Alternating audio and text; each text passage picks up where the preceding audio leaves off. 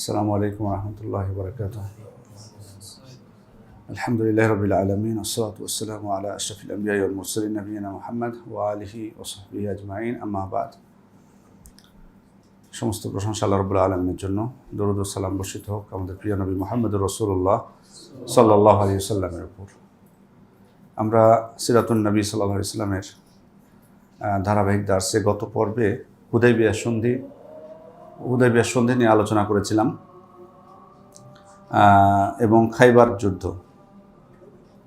হুদাইবিয়া সন্ধির মাধ্যমে মুশরিকদের সাথে যে উত্তেজনাটা ছিল মুসলিমদের, সেটা শেষ হয়েছে সন্ধির মাধ্যমে।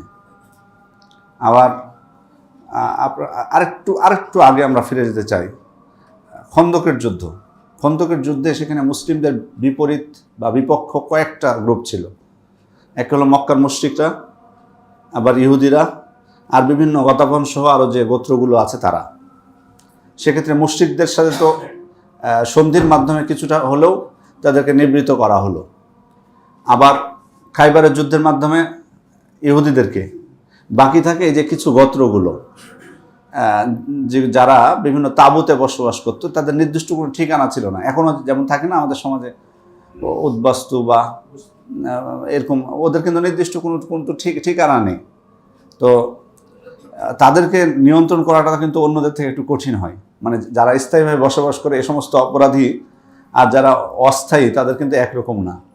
কারণ এক জায়গায় আপনি তাদেরকে তাড়া করবেন, ও আরেক জায়গায় যে বসবাস শুরু করবে, ওখানে যে আবার অপরাধ করতে থাকবে। তো কিন্তু আল্লাহ রাসূল সাল্লাল্লাহু আলাইহি ওয়াসাল্লাম তাদের মধ্যে একটা ভীতি সৃষ্টি করতে চেয়েছিলেন। সেজন্যই তিনি তাদেরকে ছত্রভঙ্গ করার জন্য, তাদের মধ্যে একটা ভীতি সৃষ্টি করার জন্য এই অভিযান পরিচালনা করলেন। যে অভিযানের কথা কোনো সিরাত বিশেষজ্ঞ তারা বলছেন যে এটা ৪র্থ হিজরিতে ছিল। গাজওয়াত জাতুর রেকা অভিযান যেটাকে বলা হয়। কেউ বলছেন এটা ছিল ৪র্থ হিজরিতে, আর ইমাম বুখারী রাহমাতুল্লাহ আলাইহি বলছেন যে এটা ৭ম হিজরিতে ছিল। ইমাম বুখারীর বক্তব্যই সঠিক যে এটা ৭ম হিজরিতে ছিল। কারণ কি? কারণ এই অভিযানে আবু হুরায়রা রাদিয়াল্লাহু আনহু এবং আবু মুসা আল-আশআরী রাদিয়াল্লাহু আনহু অংশগ্রহণ করেছেন জাতুর রেকা অভিযানে। আর আমরা ভালো করে জানি যে আবু হুরায়রা রাদিয়াল্লাহু আনহু ইসলাম গ্রহণ করেছিলেন খাইবার যুদ্ধের সময়। আল্লাহ রাসূল সাল্লাল্লাহু আলাইহি ওয়াসাল্লাম যখন খাইবার যুদ্ধের জন্য বের হয়ে গেছেন, তখন ওই অবস্থায় উনি মদিনায় পৌঁছেছেন। তখন আল্লাহ রাসূল সাল্লাল্লাহু আলাইহি ওয়াসাল্লাম মদিনায় ছিলেন না, যে আলোচনা আপনাদেরকে করেছি গত মাসে। তার মানে তাহলে বোঝা যাচ্ছে যে উনি খাইবারের যুদ্ধের সময় ইসলাম গ্রহণ করলেন বা মদিনায় আসলেন। আবু মুসা আল-আশআরীও তিনিও আসলেন ওই খাইবার যুদ্ধের সময়। তারপরে বোঝা যাচ্ছে যে এই জাতুর রেকা অভিযানটা তারা যেহেতু অংশগ্রহণ করেছেন, তার মানে এটা পরে হয়েছে, অর্থাৎ ৭ম হিজরিতে ছিল এটা। এই ৭ম হিজরিতে আল্লাহ রাসূল সাল্লাল্লাহু আলাইহি ওয়াসাল্লাম এই অভিযান পরিচালনা করলেন।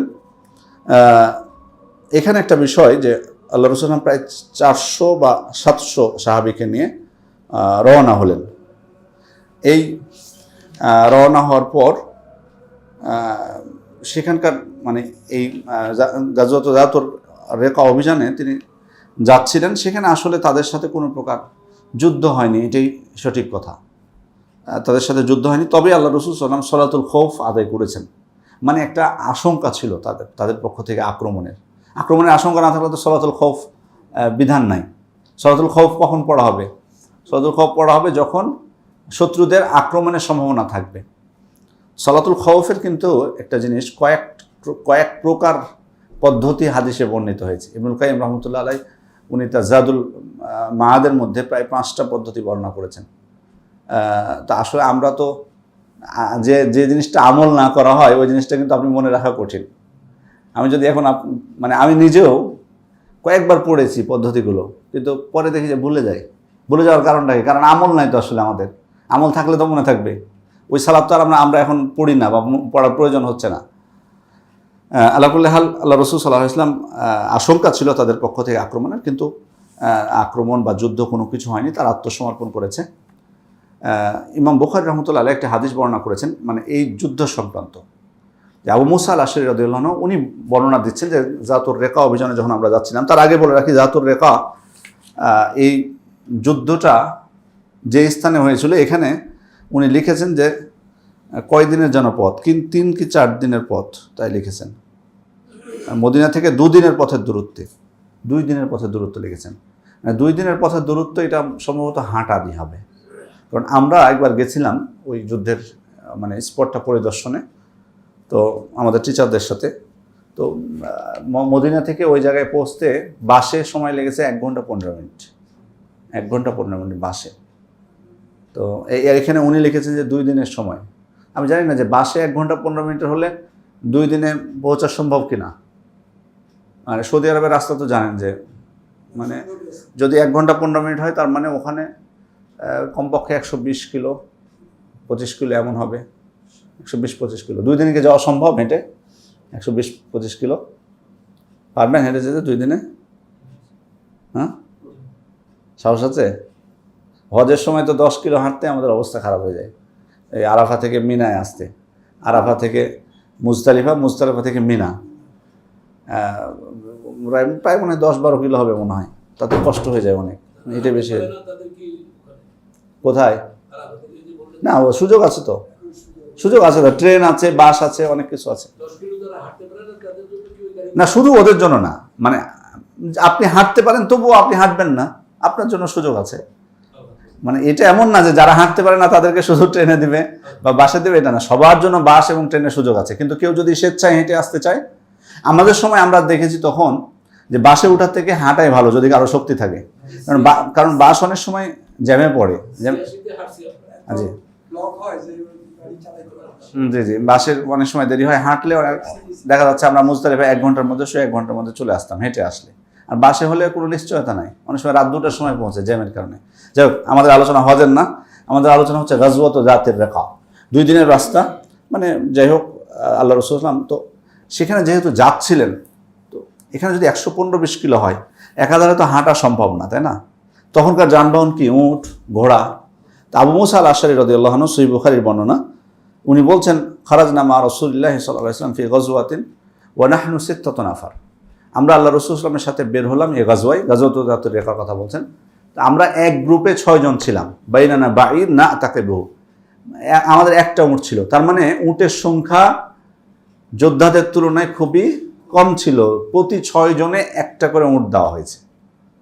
বাইনানা বাঈরুন না তাকিবহু, ওই জন্য উনি বলছেন যে আমাদের একটা উট ছিল, আমরা পালাক্রমে উঠছিলাম। কারণ এক উট তার 6 জনকে নিতে পারবে না। এক উট খুব হলে কয়জনকে নিতে পারবে? সর্বোচ্চ হয়তো 2টাকে নিতে পারবে, বা একটা। এর ছোটো বাচ্চা হলে 2টা হবে, নাহলে একটা। তো স্বাভাবিক, তার মানে একজন করে যদি ওঠার সুযোগ পায় 6 জনের মধ্যে, তার মানে হাঁটার পরিমাণটা কি হবে? বেশি হবে, স্বাভাবিক। তো উনি বলছেন ওই জন্য বলছেন ফানাকিবাত আকদামুনা, আমাদের হাঁটতে হাঁটতে আমাদের পা ফেটে গেল। সবার কথাই বলছেন। ওনাকিবাত কদামায়া, আমার পা ফেটেও রক্ত বের হচ্ছিল। ওয়াসাকাতাত আলফারি, আমার নখগুলো খুলে খুলে পড়ে গেল। মানে এত পরিমাণ হেঁটেছেন। তার মানে রাস্তাটাও কিন্তু ভালো রাস্তা নিশ্চয় ছিল না, তার মানে পাথর, জি বালি, তার মানে রাস্তাও খারাপ ছিল। দীর্ঘ হাঁটার পথ, আর এই ধরনের রাস্তায় হেঁটে পা তো ফেটেছে, নখগুলো খুলে খুলে পড়ে গেছে।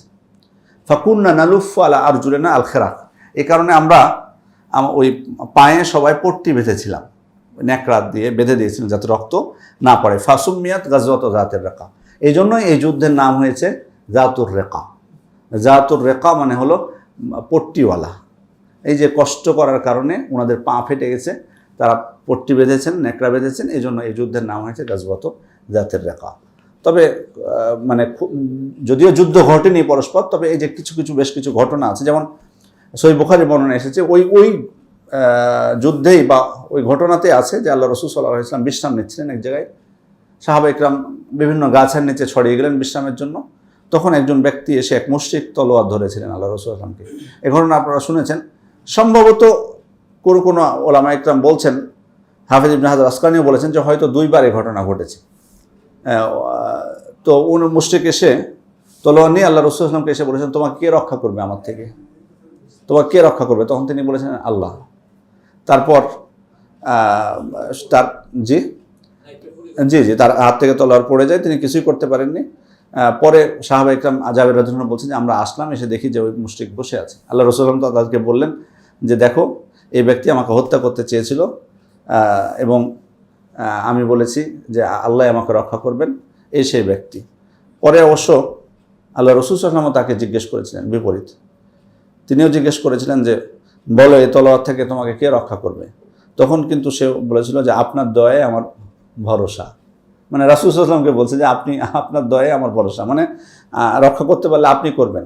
আল্লাহ রসুল সাল্লাম তাকে বললেন যে তুমি সাক্ষ্য দিবে না আল্লাহ ছাড়া সত্য কোনো মাবুদ নেই, মুহাম্মদ সাল্লাল্লাহু আলাইহি ওয়াসাল্লাম তার রসুল। তখন উনি বলেছিলেন যে আমি অঙ্গীকার করছি যে আপনার সাথে লড়াই করব না, যারা আপনার সাথে লড়াই করে তাদেরকে আমি সাহায্য করব না। পরে আল্লাহ রসুল সাল্লাম ছেড়ে দিয়েছিলেন, মানে ইসলাম গ্রহণ করেছেন কিনা এটা নিয়ে শিওর না, উনি বলেননি, মানে সাক্ষ্য দেননি ওই লোক। তবে এটা বলেছেন যে আপনার বিরুদ্ধে আমি লড়াই করব না, বা কেউ লড়াই করলেও তাদেরকে আমি সহযোগিতা করব না। জাবের রাদিয়াল্লাহু আনহু বলছেন যে লোকটি তার নিজের সম্প্রদায়ের কাছে যেয়ে বলল যে আমি পৃথিবীর সব থেকে ভালো মানুষের কাছ থেকে তোমাদের কাছে আসলাম, পৃথিবীর সব থেকে ভালো মানুষের সাথে আমার সাক্ষাৎ হয়েছিল। দেখুন অল্প সময় কিছুক্ষণ থেকেছেন, তাতেই বুঝে গেছেন যে কেমন ছিলেন আল্লাহ রসুল সাল্লাল্লাহু আলাইহি ওয়াসাল্লাম। এরপর এই অভিযান থেকে ফিরে আসার সময় সাহাবা ইকরাম একজন নারীকে আটক করেছেন, মুশরিক একজন নারীকে। তো আটকের সংবাদ পেয়ে তার স্বামী মানত করেছিল যে সাহাবা ইকরামের রক্ত প্রবাহিত করবে, তার মানে তাদেরকে আঘাত করবে। পরে ওই জন্য আল্লাহ রসুল সাল্লাল্লাহু আলাইহি ওয়াসাল্লাম আব্বাদ ইবনে বিশর এবং আম্মার ইবনে ইয়াসিরকে নিযুক্ত করলেন যে রাত্রে ঘুমানোর সময় তোমরা পাহারা দাও, কারণ সে যে কোনো সময় হয়তো আক্রমণ করতে পারে। তো এদিকে আম্মার বিন ইয়াসির তিনি সম্ভবত ঘুমিয়ে গেছিলেন এবং আব্বাদ ইবনে বিশর তিনি সালাত আদায় করছিলেন। ওই সময় ওই লোক এসে তীর নিক্ষেপ করে তাকে। তো সালাতের মধ্যেই উনি তীরগুলো বের করে ফেলে দিয়েছিলেন, মানে উনি সালাত ছেড়েও দেননি, তীর দিয়ে তীর বের করে ফেলে দিলেন শরীর থেকে। পরে আম্মার বিন ইয়াসির তাকে জিজ্ঞেস করেছেন যে আপনি আমাকে ডাকলেন না কেন? তো উনি বললেন যে আমি এমন একটা সূরা তেলাওয়াত করছিলাম যেটা ছেড়ে দিয়ে আমার সালাত যে আমি ছেড়ে দেবো সেটা আমার মনে হচ্ছিল না, এতই আমি তৃপ্তি পাচ্ছিলাম এই সূরাটা তেলাওয়াত করতে। যাই হোক, এই অভিযানের কারণে বেদুইনদের মধ্যে একটু ভীতির সঞ্চার হয়। এটাই ছিল আরও আল্লাহ রাসূল সাল্লাল্লাহু আলাইহি ওয়াসাল্লাম এই উদ্দেশ্যে মূলত গেছিলেন যে তাদেরকে হয়তো পুরোপুরি নিয়ন্ত্রণ করা সম্ভব হবে না, তবে ভীতি সৃষ্টি হয় যাতে। এবং বাস্তবে কিন্তু এই ঘটনার পর থেকে অনেক বেদুইন তারা ইসলাম গ্রহণ করতে থাকে, যে কারণে দেখা যাবে যে তাদের অনেকেই মক্কা বিজয়ের সময় আল্লাহ রাসূল সাল্লাল্লাহু আলাইহি ওয়াসাল্লামের সাথে মক্কায় গেছেন। আবার আল্লাহ রাসূল সাল্লাল্লাহু আলাইহি ওয়াসাল্লাম তাদের যাকাত সংগ্রহের জন্য তাদের এলাকায় পাঠিয়েছেন এবং তারা যাকাতও প্রদান করেছে। তার মানে তাদের বড় একটা অংশ পরবর্তীতে ইসলাম গ্রহণ করেছেন। এরপরে বেশ কিছু অভিযান এবং সারিয়া ঘটেছে, সেটা আমরা কিছুটা অতিক্রম করতেছি। এরপর হলো কাজা উমরা পালন। কাজা উমরা, কিসের কাজা উমরা মনে আছে? কাজা উমরা হুদায়বিয়ার সন্ধির সময় কি উনি কি সন্ধি করতে গেছিলেন মক্কায় না উমরা করতে? উনি তো গেছিলেন উমরা করতে, তো উমরা তো করতে দিল না তারা। শেষে সন্ধি কি হলো যে পরবর্তী বছর উমরা করতে আসবেন। তাহলে ওই পরবর্তী বছর এবার আল্লাহ রাসূল সাল্লাল্লাহু আলাইহি ওয়াসাল্লাম উনি প্রস্তুতি নিচ্ছেন উমরা করার জন্য। তো তিনি স্পষ্ট বললেন যে তোমরা যারা হুদায়বিয়ার সন্ধিতে ছিলা তারা সবাই প্রস্তুত হও, বিশেষ করে কারণ তাদের পরবর্তী বছর তারা তো ওই বছর করতে পারলেন না, যাতে তারা সবাই উমরাটা করতে পারেন সেই জন্য তাদেরকে তিনি বললেন। এছাড়া আরও নতুন অনেকেই যোগ দিলেন যারা হয়তো বা হুদায়বিয়ার সন্ধির সময় ছিলেন না। মহিলা এবং শিশু ছাড়া প্রায় 2000 আল্লাহ রাসূল সাল্লাল্লাহু আলাইহি ওয়াসাল্লামের সাথে রওনা হলেন এই কাজা উমরা পালন করার জন্য। তো আপনারা জানেন যে সন্ধির সময় কিন্তু একটা শর্ত ছিল যে কোষবদ্ধ তরবারি নিয়ে যেতে পারবে, মানে খোলা তরবারি নয়। তো মুসলিমরা যখন মক্কায় প্রবেশ করছিলেন, মুশরিকরা কিন্তু তখন লাইন ধরে মানে দেখছিল মুহাম্মদ সাল্লাল্লাহু আলাইহি ওয়াসাল্লামকে। কারণ অনেকে হয়তো বা এতদিনে তো আসলে আল্লাহ রাসূল সাল্লাল্লাহু আলাইহি ওয়াসাল্লামের মক্কা থেকে আসা বেশ কিছুদিন হয়ে গেল না, প্রায় 6 বা 7 বছর হয়ে যাচ্ছে। তারা তো রাসূল সাল্লাল্লাহু আলাইহি ওয়াসাল্লামকে দেখতে পায়নি, সে কারণে তারা অধীর আগ্রহ অপেক্ষা করছিল মুহাম্মদ সাল্লাল্লাহু আলাইহি ওয়াসাল্লামকে দেখার জন্য, লাইন ধরে তারা দেখছিল। তো তাদের মধ্যে দেখতে দেখতে একদল লোক তারা বলে বসলো মুসলিমদের সম্পর্কে যে মুসলিমরা দুর্বল হয়ে গেছে, ইয়াসরিবের জ্বর তাদেরকে কাবু করে ফেলেছে। মানে মদিনার একটা ছিল, আপনারা জানেন যে আল্লাহ রাসূল সাল্লাল্লাহু আলাইহি ওয়াসাল্লাম যখন আসেন তখন কিন্তু এটা ভাইরাস বলবো না কি বলবো, মানে জ্বরে আক্রান্ত হতো। পরে আল্লাহ রাসূল সাল্লাল্লাহু আলাইহি ওয়াসাল্লামের দোয়ায় সেটা কিন্তু অন্য জায়গায় চলে গেছে। তো ওরা মানে মুসলিমরা হয়তো বা ধীর স্থিরভাবে মক্কায় প্রবেশ করছিলেন, তারা তো আর উগ্র মেজাজি না, এটাকে ওরা দুর্বলতা মনে করলো। মনে দিয়ে বললো, মানে এভাবে করে বললো যে ইয়াসরিবের জ্বর তাদেরকে কাবু করে ফেলেছে। তো আল্লাহ রসুল ইসলাম যখন শুনতে পেলেন এটা তারা বলেছে, তখন তিনি বললেন যে তোমরা তওয়াফ করার সময় প্রথম 3 চক্করে একটু জোরে দৌড়াবে, রমল করবে। এটা কি বলা হয়? রমল। আর তিনি ইত্তেবা করতে বললেন। ইত্তেবাটা হচ্ছে, আপনারা যারা উমরা বা হজ করেছেন, যে ইহরামের কাপড় যেটা চাদর, সেটা ডান কাঁধের ওপর না দিয়ে ডান কাঁধের নিচ দিয়ে এই বাম কাঁধের ওপর আবার দিয়ে দেওয়া, এটাকে বলা হয় ইত্তেবা। মানে ডান কাঁধটা খোলা থাকবে, পুরুষদের ডান কাঁধটা খোলা থাকবে। এটা কখন? তওয়াফের সময় শুধু। এটা আবার আমাদের হাজি সাহেবরা খুব ভুল করে আমাদের দেশে, আমার দেশে বা অন্য জায়গারও দেখেছি আমরা। এটা হলো মূলত তওয়াফের সময়।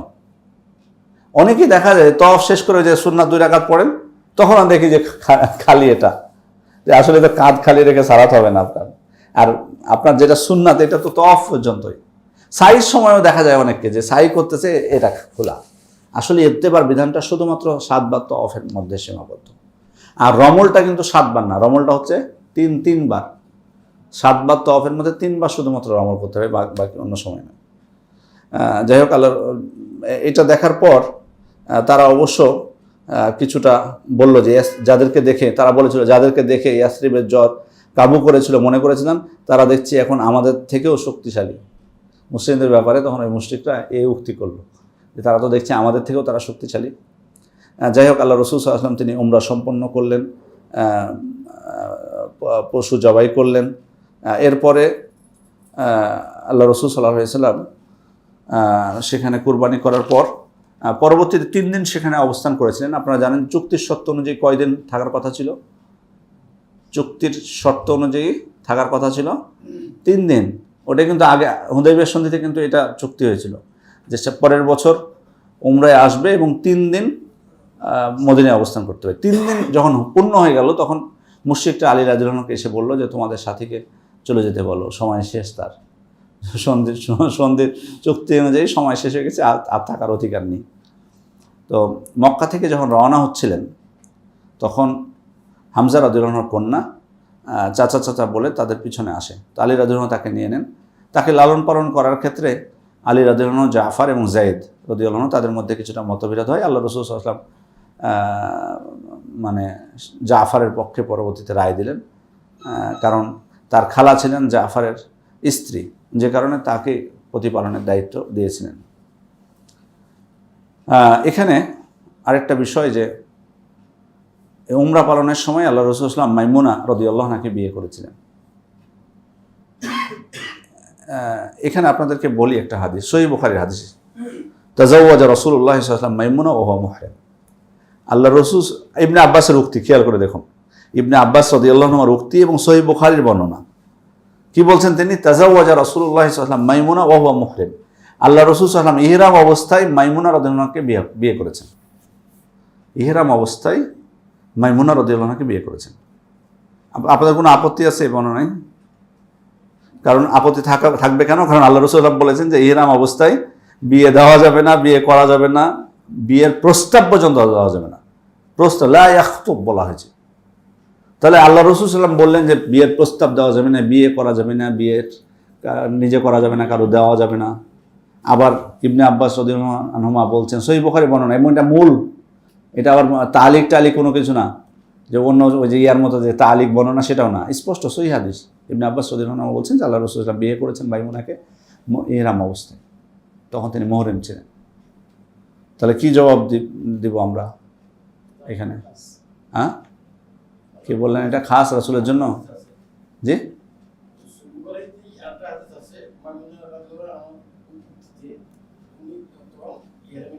জি, এটা একটা, জি জি জি।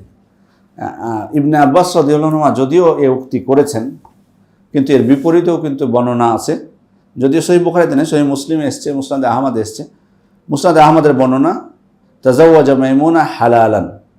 আবু রাফে তিনি বর্ণনা করেছেন যে আল্লাহ রাসূল সাল্লাল্লাহু আলাইহি ওয়াসাল্লাম হালাল ছিলেন ওই সময়, যখন মাইমুনার সাথে বিয়ে হয় তখন উনি ইহরাম অবস্থায় ছিলেন না।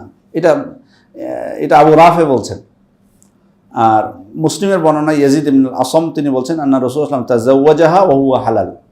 সেই মুসলিমের বর্ণনা যে আল্লাহ রাসূল সাল্লাল্লাহু আলাইহি ওয়াসাল্লাম হালাল অবস্থায়, হালাল মানে ইহরাম অবস্থায় ছিলেন না, ওই অবস্থায় মাইমুনা রাদিয়াল্লাহু আনহাকে বিয়ে করেছেন। তাহলে এখানে বর্ণনাগুলোর বৈপরীত্য আমরা দেখতে পাচ্ছি। এক বর্ণনা এসছে যে তিনি ইহরাম অবস্থায় বিয়ে করেছেন, আরেক বর্ণনা এসছে যে না, তিনি ইহরাম অবস্থায় ছিলেন না। তাহলে আমরা কি ইবনে আব্বাসের বর্ণনাকে ফেলে দেব? ফেলবেন না? না ফেললে তো উপায় নাই, না না ত্যাগ করলে তো উপায় নাই, মাঝখানে কিছু একটা করা দরকার, তাই না?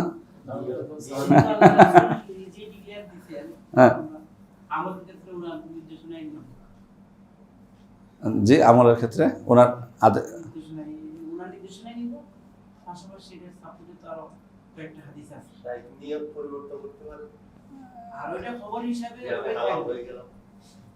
নিয়ত কিসের? ও মানে ইহরাম অবস্থাতে না, নিয়ত তো চেঞ্জ, যে হালাল হয়ে গেলাম এটা করতে পারে।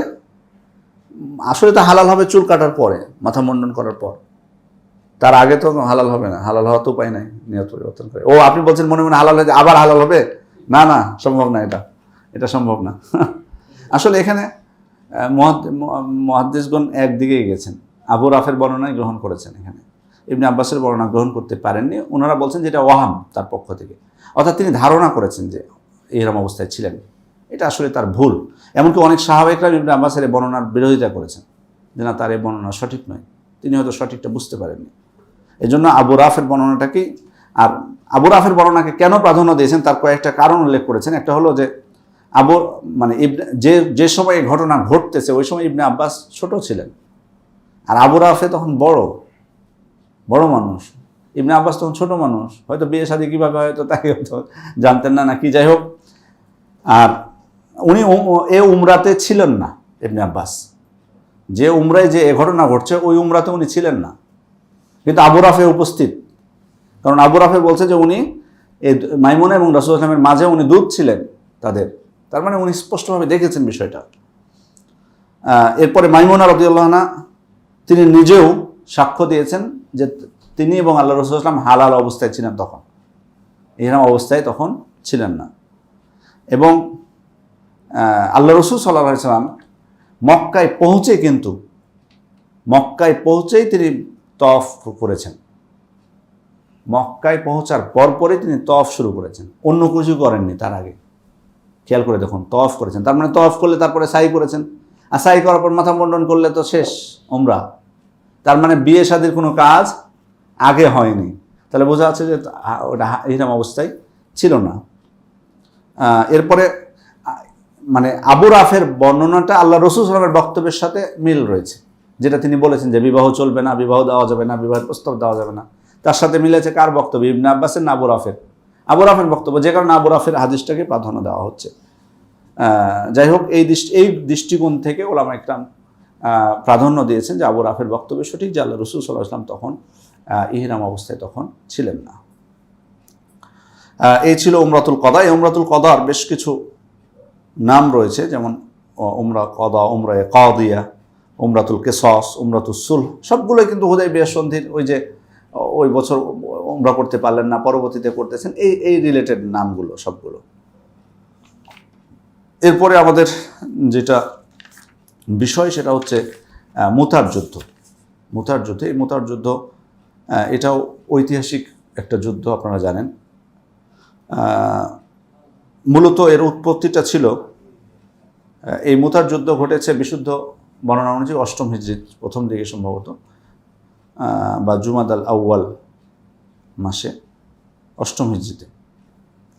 তো এই যুদ্ধ প্রেক্ষাপটটা কি, আসলে কিসের কারণে এই যুদ্ধ হবে? আল্লাহ রাসূল সাল্লাল্লাহু আলাইহি ওয়াসাল্লাম, এর ঘটনাটা হলো আল্লাহ রাসূল সাল্লাল্লাহু আলাইহি ওয়াসাল্লাম একটা চিঠি পাঠিয়েছিলেন বসরার গভর্নরের কাছে। তো দূত হিসেবে ওখানে পাঠিয়েছিলেন হারিস ইবনে উমাইর আজদিকে। হারিস ইবনে উমাইরকে তিনি পাঠালেন চিঠি দিয়ে বসরার গভর্নরের কাছে। কিন্তু রোমের কাইসারের যে গভর্নর, তার নাম ছিল সুরাহবিল ইবনে আমর আল গাসসানি। সুরাহবিল আল গাসসানি, এই লোক আল্লাহ রাসূল সাল্লাল্লাহু আলাইহি ওয়াসাল্লামের এই দূতকে ধরে নিয়ে গেল এবং শক্তভাবে বেঁধে হত্যা করল। তো এটা তো মারাত্মক অন্যায়। আপনারা কিন্তু জানেন যে আসলে দূত যারা হয় তাদেরকে কিন্তু রাষ্ট্রীয়ভাবে নিরাপত্তা দেওয়া হয়, যদিও এটা কিন্তু অপরাধ, মানে রাষ্ট্রে যদি কেউ আসে তাদেরকে রাষ্ট্রের পক্ষ থেকে নিরাপত্তা দিতে হবে। এমনকি যে দেখেন না, বিভিন্ন দেশের মধ্যে যুদ্ধ হয় যখন, তখন কিন্তু এক দেশের কূটনীতিক কিন্তু আরেক দেশে কিন্তু উপস্থিত থাকে, তবুও তাদেরকে কিন্তু কেউ কিছু বলে না। এই যে দেখলাম 2-3 বছর আগে যখন ভারত পাকিস্তান উত্তেজনা বিরাজ করছিল, ওই সময় কিন্তু পাকিস্তানের কূটনীতিক মানে রাষ্ট্রদূত ভারতে ছিল, ভারতের রাষ্ট্রদূত কিন্তু পাকিস্তানে ছিল। তাদের মানে দূতাবাসের উপর হামলা হয় না, এটা বিশেষ ইসলামে কিন্তু এই নিয়ম আছে, মানে কারো কোনো দূত পাঠালে তাকে হত্যা করার অধিকার নেই। এবং কাফেররাও কিন্তু এটা মেনে চলতো, কোনো দূত আসলে তারা হত্যা করতো না, কিন্তু এই ছিল উগ্র, বা যে কোনো কারণে হোক মুসলিমদের দূতকে হত্যা করলো। এ কারণে আল্লাহ রসুল সাল্লাল্লাহু আলাইহি ওয়াসাল্লাম এই জিনিসটাকে খুব সিরিয়াসলিভাবে নিলেন এবং তিনি ঘোষণা দিলেন, খুব মর্মাহত হলেন এবং সৈন্যদেরকে প্রস্তুত করার নির্দেশ দিলেন। এই জন্য 3000 সৈন্য প্রস্তুত করলেন আল্লাহ রসুল সাল্লাল্লাহু আলাইহি ওয়াসাল্লাম। এরপরে এবার কে হবে সেনাপতি, আল্লাহ রসুল সাল্লাম কিন্তু যাননি এই যুদ্ধে। প্রথম সেনাপতি নিযুক্ত করলেন যায়েদ ইবনে হারেসা রাদিয়াল্লাহু আনহু তাকে, এবং বললেন যে যায়েদ যদি শহীদ হয়ে যায় তাহলে সেনাপ্রধানের দায়িত্ব নেবে কে? জাফর রাদিয়াল্লাহু আনহু যদি শহীদ হয় আব্দুল্লাহ ইবনে রওয়াহা। আল্লাহ রসুল সাল্লাম যখন বলেছেন যে যায়েদ শহীদ হলে জাফর, তার মানে তখন সাহাবা ইকরাম বুঝে নিয়েছেন যে কি ঘটবে, তারা কিন্তু ইঙ্গিত পেয়ে গেছেন বিষয়টা। তো আব্দুল্লাহ ইবনে রওয়াহার নিযুক্ত করলেন। আল্লাহ রসুল সাল্লাল্লাহু আলাইহি ওয়াসাল্লাম তাদের হাতে পতাকা দিলেন। সৈন্যদেরকে বেশ কিছু ওসিয়ত করেছিলেন ওই সময় যে আল্লাহর নাম নিয়ে তোমরা আল্লাহর পথে যাবে, কাফেরদের বিরুদ্ধে যুদ্ধ করবে, বিশ্বাসঘাতকতা করবে না, খিয়ানত করবে না, কোনো নারী, শিশু, অতীব বৃদ্ধ এবং গির্জায় অবস্থানকারী যারা ওই যে সন্ন্যাসী যারা, তাদেরকে হত্যা করবে না, কোনো খেজুর বা অন্য কোনো গাছ কাটবে না, কোনো অট্টালিকা ধ্বংস করবে না, এ ধরনের উপদেশ দিয়ে আল্লাহ রসুল সাল্লাল্লাহু আলাইহি ওয়াসাল্লাম তাদেরকে পাঠালেন। মুসলিম সৈন্যরা মান নামক এলাকায় পৌঁছলেন। সেখানে অবস্থান নিয়ে কিছু গুপ্তচরকে পাঠালেন মুসলিমরা দেখে আসার জন্য তাদের সৈন্য কেমন। এদিকে মুসলিমদের আগমনের সংবাদ শুনে তারা কয়সার বালকা অঞ্চলের মায়াব এলাকায় 1 লাখ সৈন্য মানে সমাবেশ করে, 1 লাখ, এবং তাদের সাথে যুক্ত হয় আরও 1 লাখ তাদের পতাকা তলে। মোট কয় লাখ হলো? 2 লক্ষ। আর মুসলিমদের কত? 3000, 2 লক্ষ। এবার মুসলিমরা কিন্তু যখন আল্লাহ রসুল যখন পাঠাচ্ছেন, মুসলিমরা কিন্তু ধারণা করতে পারেনি যে এত সৈন্য হবে তাদের বিপরীতে। হঠাৎ করে ওখানে যে শুনতে পাচ্ছেন যে 2 লাখ আমাদের সামনে, কেমন মনে হতে পারে? 3000 আমরা, আর সামনে আছে 2 লাখ। 1 লক্ষ আর 2 লাখই তো মনে হবে যে আমরা অর্ধেক, তখনই তো দুর্বল হয়ে যাওয়ার কথা। সেখানে কোথায় 3000 আর কোথায় 2 লাখ? তো এখন তারা মানে মুসলিমরা তারা কেউ বললেন যে আসলে কি করা যায়, আমরা কি আসলে পারবো 3000 নিয়ে 2 লক্ষের সাথে? তো অনেক রাত পর্যন্ত অনেক গবেষণা তারা করলেন। কেউ অভিমত প্রকাশ করলেন যে আল্লাহ রসুল সাল্লাল্লাহু আলাইহি ওয়াসাল্লামকে চিঠি লেখা হোক, চিঠি লিখে তাকে অবহিত করা হোক যে এই পরিস্থিতি, আমরা এখন কি করব। হয় তিনি আমাদেরকে ফিরে চলে যেতে বলবেন, অথবা সৈন্য পাঠাবেন নতুন করে, যেটাই হোক তিনি। আব্দুল্লাহ ইবনে রওয়াহা তিনি খুব দৃঢ়তার সাথে বললেন যে তোমাদের এসব প্রস্তাব আমি প্রত্যাখ্যান করছি। তিনি বললেন তার কতটুকু যেভাবে লিখেছেন শফিউর রহমান মগরবপুরি, তিনি বলছেন, হে লোক সকল, আপনারা যা এড়াতে চাইছেন এটা সেই শাহাদাত যার জন্য আপনারা বের হয়েছেন। আপনারা তো এড়িয়ে যেতে চাচ্ছেন এখন যুদ্ধ না, শাহাদতকে এড়িয়ে যেতে চাচ্ছেন। আর আপনারা তো যুদ্ধে এসেছেন শাহাদত বরণ করার জন্যই, তো কেন আপনারা এড়িয়ে যেতে চাইছেন? স্মরণ রাখবেন, শত্রুদের সাথে আমাদের মোকাবেলার মাপকাঠি সৈন্যদল, শক্তি এবং সংখ্যাধিক্যের নিরিখে বিচার্য নয়। আমরা সেই দিনের জন্য লড়াই করছি যে দিন আল্লাহ রাব্বুল আলামিন আমাদেরকে দান করে গৌরবান্বিত করেছেন। কাজের সামনের দিকে চলুন, আমরা 2টি কল্যাণের একটি অবশ্যই লাভ করব। কি 2টি কল্যাণ? হয় আমরা যুদ্ধে জয়লাভ করব, না হয় আমরা শহীদ হব, শাহাদত বরণ করব। এই 2টার মাধ্যমে আমাদের জীবন ধন্য হবে। তাহলে আপনারা পিছপা হচ্ছেন কেন? তারপর অবশেষে আব্দুল্লাহ ইবনে রওয়াহার সিদ্ধান্তই চূড়ান্ত হলো যে না, আমরা এই 3000 নিয়ে 2 লক্ষের সাথে আমরা লড়ব। এরপরে তো যুদ্ধ শুরু হলো। যায়েদ বিন হারেসা রাদিয়াল্লাহু আনহু তিনি পতাকা গ্রহণ করলেন, তারপর এর পরিচয় দিয়েছেন, তারপরে তিনি শাহাদাত বরণ করলেন। তার শাহাদাত বরণের পর জাফর রাদিয়াল্লাহু আনহু তিনি পতাকা তুলে নিলেন। তাকেও তীব্র লড়াইয়ের এক পর্যায়ে তিনিও ঘোড়ার পিঠ থেকে নামিয়ে শত্রুদেরকে আঘাত করেন। শত্রুরা তার ডান হাত কেটে দেয়, প্রথমে ডান হাতটা কেটে ফেলে, তারপরে তিনি বাম হাত নিয়ে পতাকা নিয়ে যুদ্ধ করছিলেন, তারপর তার বাম হাতটাও কেটে ফেলে। তারপরে 2 বাহু দিয়ে তিনি পতাকাটা আগলে রেখেও যুদ্ধ তিনি চালিয়ে যাচ্ছিলেন। এই কারণে কিন্তু অন্য বর্ণনা এসেছে যে যেহেতু তিনি হাত হারিয়েছেন, দেখুন আল্লাহ তাআলার ইসলাম মানে একটা কায়দা কিন্তু দেখবেন যে আল জাযাউ মিন জিনসিল আমাল বলা হয়, যেটা আমরা হয়তো বা সাধারণ বাংলা ভাষায় বলি না যে যেমন কর্ম তেমন ফল। এটা কিন্তু আমরা বলে থাকি যেমন কর্ম তেমন ফল, মানে কর্মর মানে এখানে বোঝানো হয়েছে যে কর্মের প্রকার অনুযায়ী ফল হবে, মানে যে প্রকারের কর্ম আপনি করবেন সে প্রকারের ফল আল্লাহ আপনাকে দান করবেন। তো এটা একটা বড় প্রমাণ হচ্ছে এই যে জাফর রাদিয়াল্লাহু আনহু, তাকে তিনি শহীদ হলেন, তাকে হত্যা করলো তারা, হাত কেটে ফেললো। ওই জন্য আল্লাহ রাসূল সাল্লাল্লাহু আলাইহি ওয়াসাল্লাম জাফরের বিষয়ে বলছেন যে দাখালতুল জান্নাহ আল বারিহা, আমি গত রাতে জান্নাতে প্রবেশ করেছিলাম, মানে স্বপ্নের মাধ্যমে। এটা ফা রাআইতু জাফর ইয়াতিরু মাআল মালাইকা, আমি জাফরকে দেখেছি যে তিনি ফেরেশতাদের সাথে উড়ে বেড়াচ্ছেন। লাহু জানাহান, আল্লাহ তাকে 2টা পাখা দান করেছেন। সুবহানাল্লাহ। তার মানে এই যে দেখুন, যে প্রকারের কর্ম সে প্রকার, হাত কেটে দিয়েছে সেজন্য আল্লাহ তাআলা তাকে 2টা পাখা দান করেছেন, সেই প্রকারের কর্ম। কি সৌভাগ্য! আল্লাহ রাসূল সাল্লাল্লাহু আলাইহি ওয়াসাল্লাম তার কথা বললেন যে তিনি তার 2টা পাখা রয়েছে, সে জান্নাতে ফেরেশতাদের সাথে উড়ে বেড়াচ্ছেন।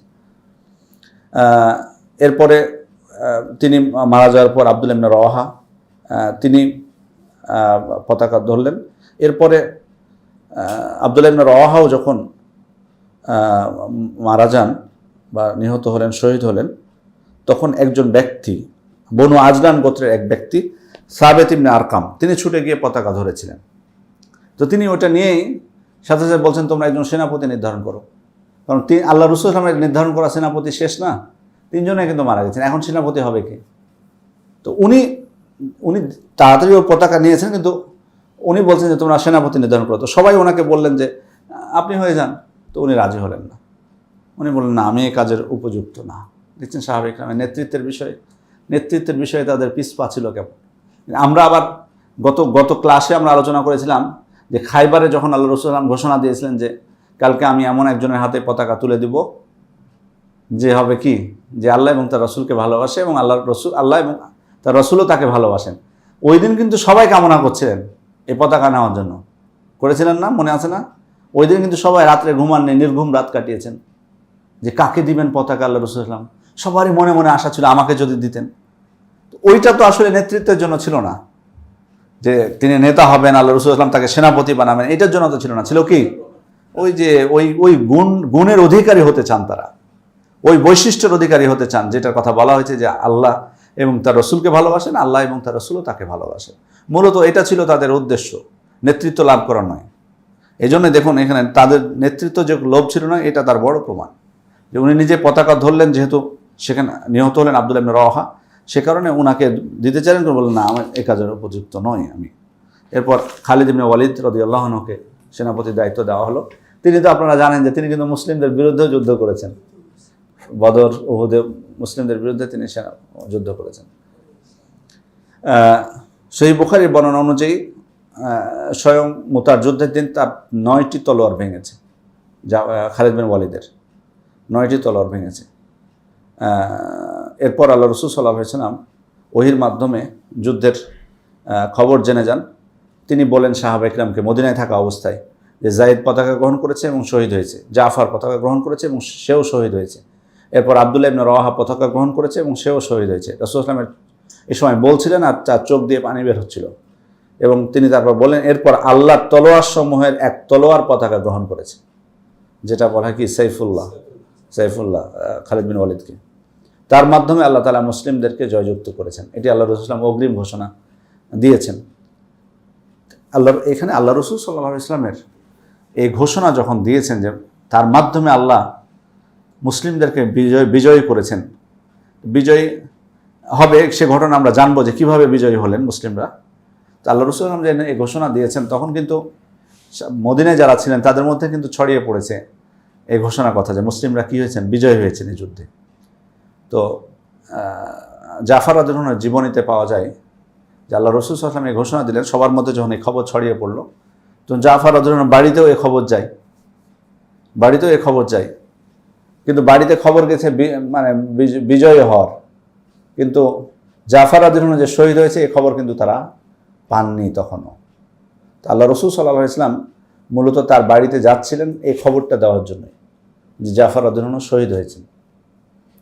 তো কিন্তু বাড়িতে যেয়ে দেখলেন যে পরিস্থিতি একটু ভিন্ন, মানে তারা সবাই আনন্দ প্রকাশ করতেছে। বাড়িতে যে দেখলেন তার স্ত্রী, তার ছোট বাচ্চাগুলো নতুন পোশাক পরিধান করেছে, ভালো রান্না হচ্ছে।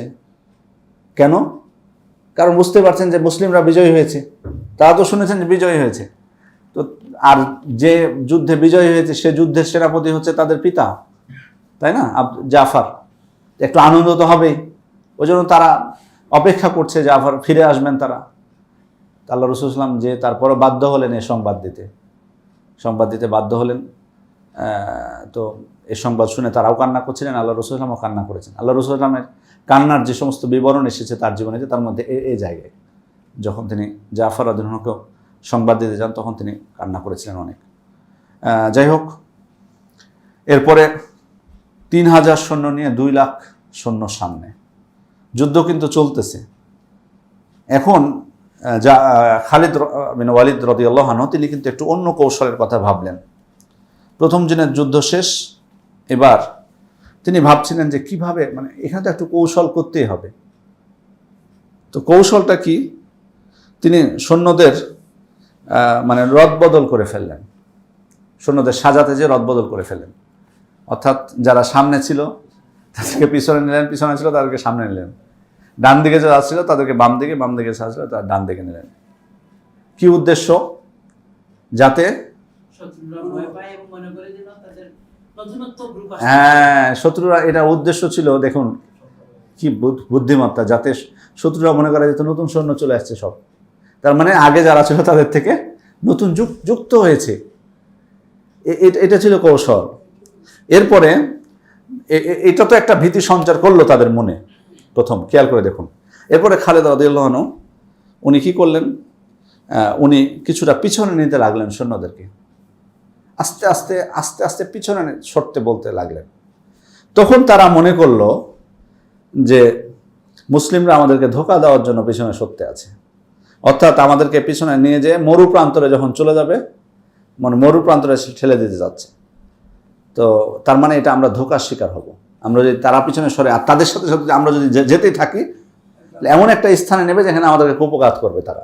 এই উদ্দেশ্যে মুসলিমরা নিয়ে যাচ্ছে, এটাকে ধোঁকা মনে করে তারা আর আগালো না, বরং তারা ফিরে চলে গেল।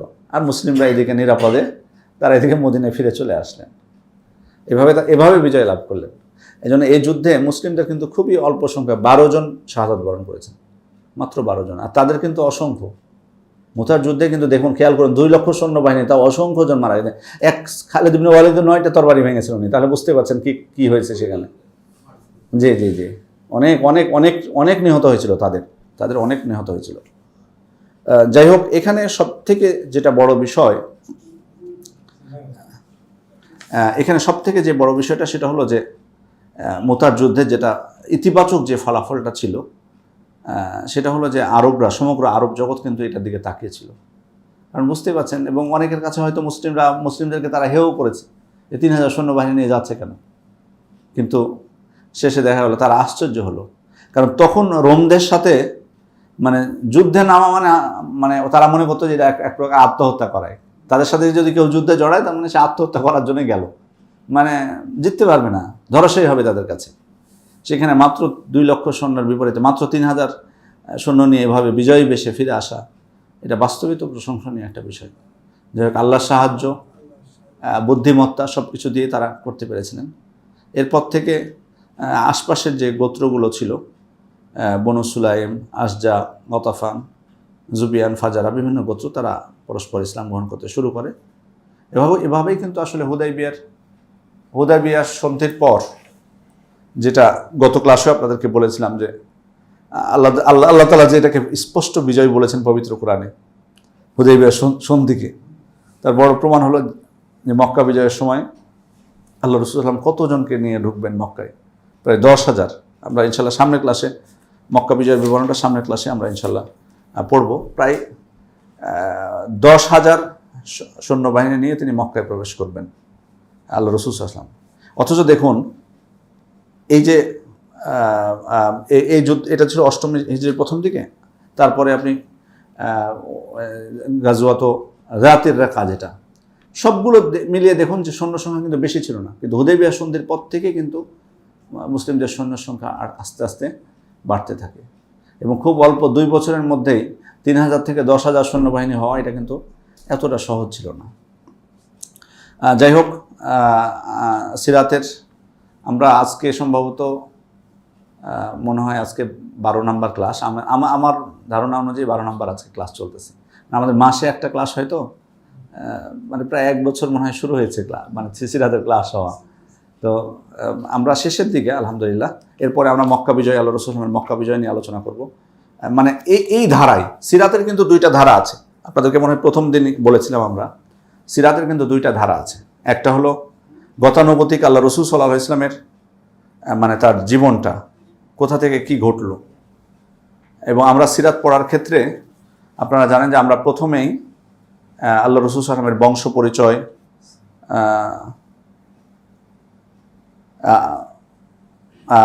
আল্লাহ রাসূল সাল্লাল্লাহু আলাইহি ওয়াসাল্লামের বংশ পরিচয়, তারপরে আপনার তার ছোটকালের কথা, নবুয়ত প্রাপ্তির পর বিবরণ, মক্কায় কীভাবে দাওয়াতি কাজ করলেন, মদিনায় কীভাবে দাওয়াতি কাজ করলেন, পরস্পর কী হলো, এটা একটা ধারা সিরাত। বিশেষ করে এটার উপকার কি এগুলো পড়ার, মানে অনেক তো উপকার আছে, তার মধ্যে এ ধারায় পড়ার একটা উপকার হলো যে আপনি দাওয়াতের পদ্ধতিগুলো বা হেকমতগুলো কিন্তু বোঝা যাবে এই পদ্ধতি অনুযায়ী, যে আল্লাহ রাসূল সাল্লাল্লাহু আলাইহি ওয়াসাল্লাম কোন সময় কী পদ্ধতিতে দাওয়াত দিচ্ছেন। তিনি প্রথম দিকে যখন নবুয়ত প্রাপ্ত হলেন তখন কী পদ্ধতিতে দাওয়াত দিয়েছেন, তারপরে কিছুদিন গেছে তারপরে কী পদ্ধতি তিনি অবলম্বন করলেন, কাদেরকে দিয়ে তিনি দাওয়াত শুরু করলেন, কোথায় গেলেন, মদিনায় কখন হিজরত করলেন, কীভাবে প্রচেষ্টা কী ছিল হিজরত করার, মদিনায় এসে কীভাবে ইসলামী রাষ্ট্র, ইসলামী সমাজ তিনি গঠন করলেন, কী নির্দেশনা দিলেন তখন সাহাবা ইকরামকে, মক্কায় সেই নির্দেশনাগুলো কেন দিলেন না, মদিনাতে এসে ওই নির্দেশনাগুলো কেন দিলেন,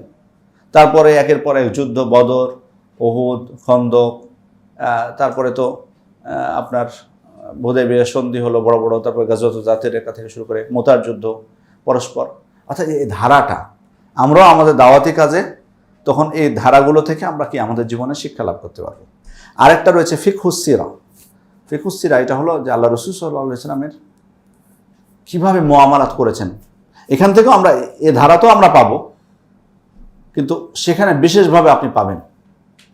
কিভাবে পাবেন?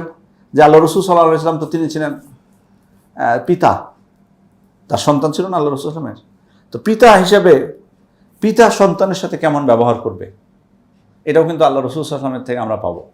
কারণ তার সন্তানের সাথে তিনি কেমন আচরণ করেছেন এটা কিন্তু আমরা সেখানে কিন্তু বিবরণ পাচ্ছি। নাতিদের সাথে তিনি কেমন ছিলেন, আল্লাহ রাসূল সাল্লাল্লাহু আলাইহি ওয়াসাল্লামের নাতিও ছিল, তাদের সাথে তিনি কেমন আচরণ করেছেন। তার স্ত্রী ছিল, স্ত্রীদের সাথে আল্লাহ রাসূল সাল্লাল্লাহু আলাইহি ওয়াসাল্লাম কেমন আচরণ করেছেন, কেমন ছিলেন স্ত্রীদের সাথে, স্বামী হিসেবে কেমন ছিলেন, পিতা হিসেবে কেমন ছিলেন, নানা হিসেবে কেমন ছিলেন, এরপরে প্রতিবেশী হিসেবে কেমন ছিলেন। আল্লাহ রাসূল সাল্লামের তো প্রতিবেশী ছিল, প্রতিবেশী হিসেবে তিনি তারা কেমন ছিলেন, আত্মীয় স্বজন ছিল তার, আত্মীয় স্বজনদের সাথে তেমন কেমন আচরণ, এরপরে ওই সমাজে দরিদ্র মানুষের বসবাস ছিল, তাদের সাথে কেমন ছিলেন, বিত্তশালী টাকাওয়ালা মানুষ ছিল, তাদের সাথে কেমন আচরণ করেছিলেন আল্লাহ রাসূল সাল্লাল্লাহু আলাইহি ওয়াসাল্লাম। এরপরে আপনার মুনাফিক ছিল ওই সমাজে, আর মুনাফিকদের সাথে কেমন আচরণ করতে হবে, এখানে কিন্তু এই বিষয়গুলো অনেক শিক্ষা আছে আমাদের জন্য। মানে আমরা আসলে এক আচরণ করি, মুনাফিক আসলে আল্লাহ রাসূল সাল্লাল্লাহু আলাইহি ওয়াসাল্লাম একটা জিনিস খেয়াল করে দেখুন, তিনি মৃত্যুর পরেও, আল্লাহ রাসূলের মৃত্যুর পরেও মুনাফিক কে কে ছিল এটা কিন্তু জানতেন।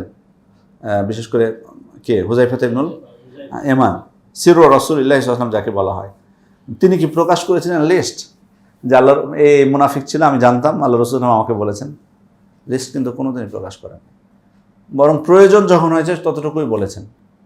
ওমর ইবনুল খাত্তাব একজনের জানাজা পড়তে যাচ্ছেন, তখন উনি ধরে নিয়েছেন যে না আপনি যাবেন না, ও তো মুনাফিকদের কাতারে ওর লিস্ট আছে, প্রয়োজন হয়েছে তাই।